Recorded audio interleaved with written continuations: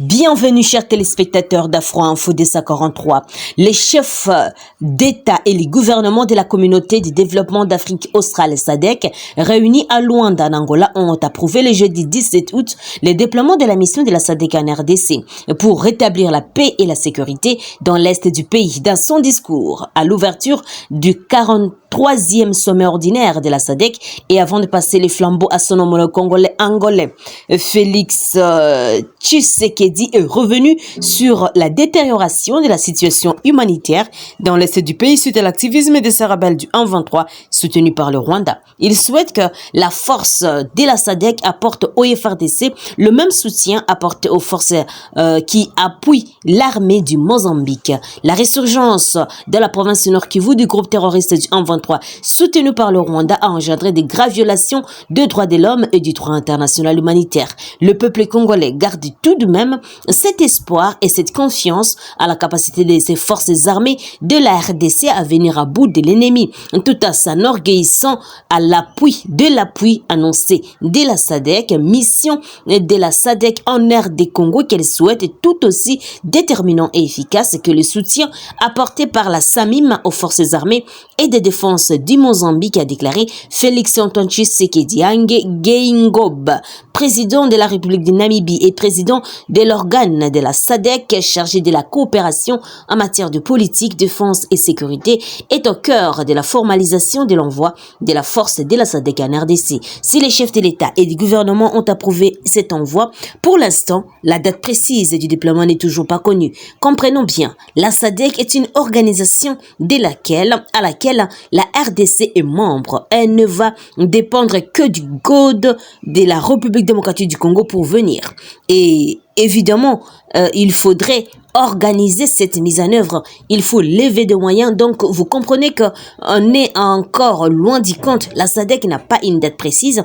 Elle va se mettre à la disposition de la RDC qui, le moment venu, si elle en a besoin, levera cette option, avait dit de manière peu claire Félix Tshisekedi. Et la situation sécuritaire dans la partie est de la RDC demeure préoccupante. Et la force régionale de l'EAC créée en 2022 pour arrêter l'avancée des groupes armés 1-23 a récupéré depuis décembre certains des bastions de la rébellion. Mais sur le terrain, des rebelles sont toujours là. Depuis lors, la force régionale a régulièrement affirmé avoir remplacé les rebelles dans cette zone. Et la situation est telle que les initiatives diplomatiques régionales à travers l'EAC peinent à donner des résultats sur terrain.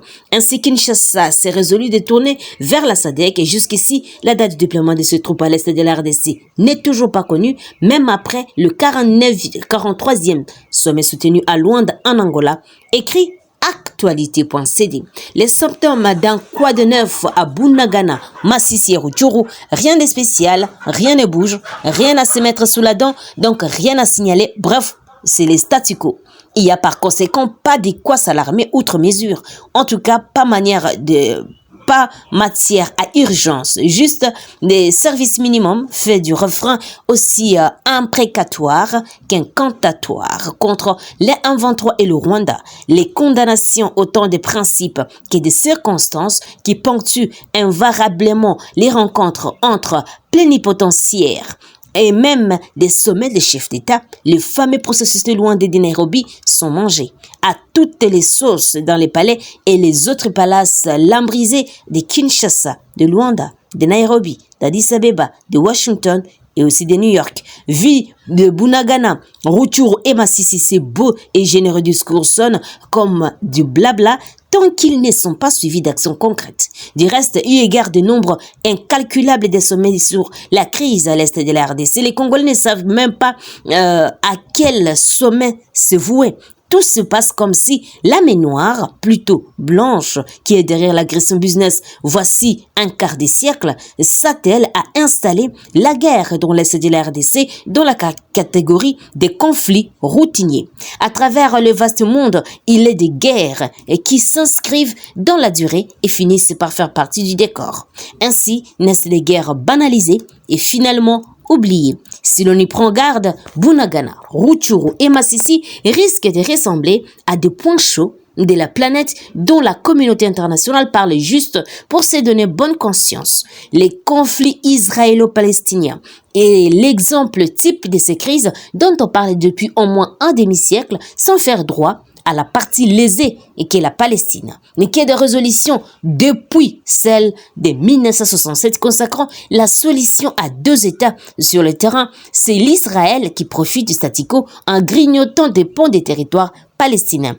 Mutatis, munda, mutandis, gare au syndrome de la banalisation du conflit. En tout cas, les septembre d'iniga routinière s'amorcellent en donnant l'impression que l'occupation du Bunagana et des portions non négligeables du territoire des Massissi et de Rutshuru ne nous empêche pas de boire, de danser et de dormir. Et nous risquons de fournir par l'absurde la caution à la balkanisation. Si le résultat mi-figure, mi-raisin de l'état des sièges dans les provinces littorales du Nord Kivu vaut bien une table ronde d'évaluation, Bunagana vaut bien une piqûre de rappel, écrit Média Congo.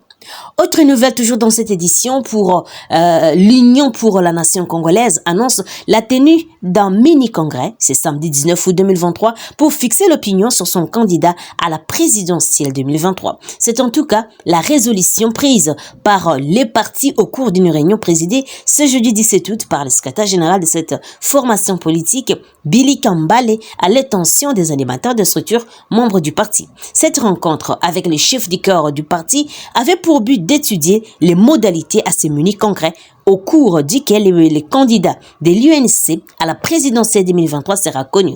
Membres incluant de l'Union sacrée de la nation, certaines indiscrétions voient le parti des Camérés faire allégeance à Félix Tshisekedi comme son candidat à la présidentielle, cela malgré l'accord de Nairobi de 2018. Après la conclave de Genève ayant conduit à la désignation de Martin Fayulu comme candidat commun de l'opposition, Kamere Tshisekedi s'était rétracté après la révolte des militants de l'UDP et de l'UNC. Obtenant les soutiens de l'ancien président Kenya Uhuru Kenyatta, ils signèrent un accord politique désignant Félix Antoine Tshisekedi candidat commun de l'opposition à la présidentielle de décembre 2018.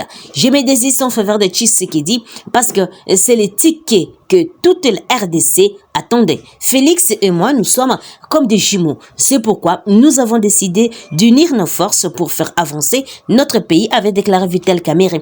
Et selon cet accord, en cas de victoire de Tshisekedi, Kamerhe devait être Premier ministre et en 2023, Tshisekedi devrait céder à Vital Kamerhe la présidence pour être Premier ministre. Une chose qui n'était pas arrivée car en manque de majorité parlementaire, Kamerhe se vu être nommé directeur des cabinets avant d'être poursuivi et condamné pour détournement avant d'être acquitté. Après son acquittement, Kamerhe est revenu aux affaires avec sa nomination comme vice-premier ministre et ministre de l'économie nationale, mais aussi l'un des membres du présidium de l'Union sacrée, plateforme qui soutient Félix Tshisekedi.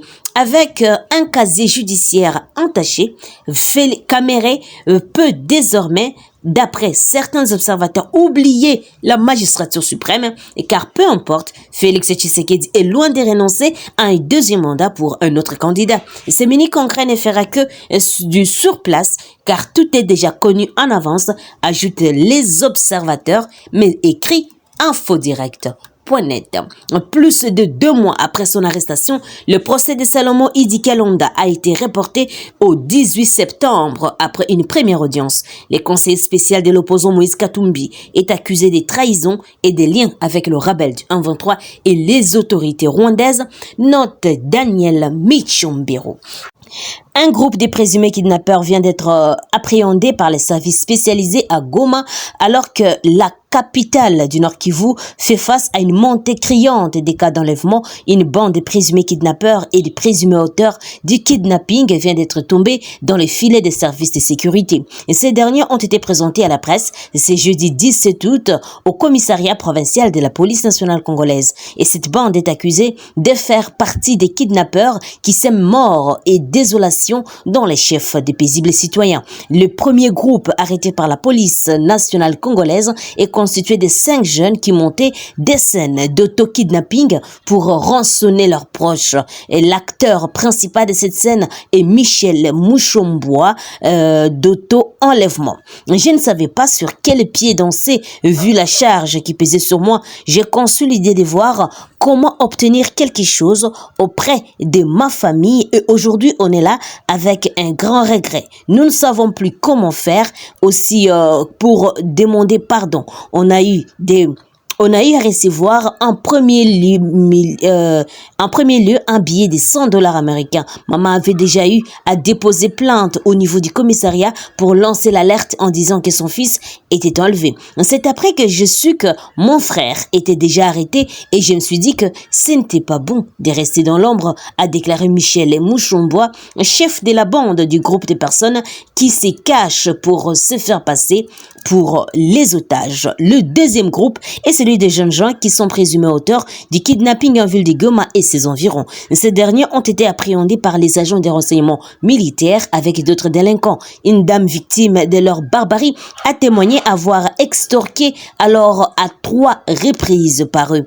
Et les responsables du commissariat provincial de la police au Nord Kivu, Eddie Mukuna, s'est dit déterminé à traquer les criminels qui continuent à troubler la quiétude de sa population. Ces bandits laissent une très mauvaise image de notre ville dans l'opinion. La police et les forces de défense et de sécurité sont à pied d'œuvre pour éradiquer tant soit peu la pratique des kidnappings en ville de Goma, a déclaré le patron de la police au micro de la cellule de communication du gouvernement du Nord Kivu. Notons que les cas d'enlèvement et d'autres formes de criminalité urbaine deviennent fréquents en ville de Goma. Et début de cette semaine, 2 jeunes garçons, dont un étudiant et un évangéliste, ont été enlevés et conduits vers une destination inconnue.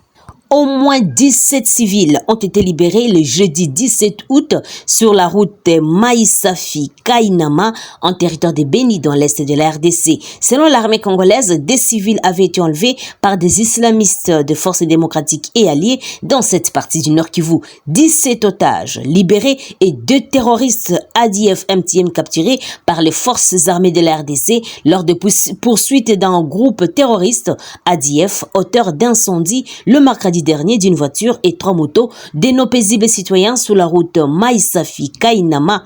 Et c'est dans la forêt Kamungu que les forces armées de la RDC appuyées par les UPDF indiquent le secteur opérationnel Sokola 1 dans un communiqué. Le capitaine Anthony Mwalushai, porte-parole de Sokola 1, explique que les otages ont été libérés le jeudi 17 août 2023 des mains de ces kidnappeurs et ces groupes de terroristes de forces démocratiques et alliés sont sous commandement de Mzee Sebagala, Meya et Lumissa.